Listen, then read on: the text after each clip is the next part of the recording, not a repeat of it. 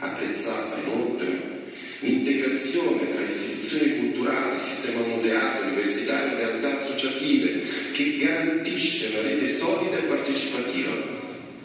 La particolare attenzione rivolta ai giovani, non soltanto come fruitori ma come protagonisti del processo creativo, conferma la visione dinamica e inclusiva del progetto.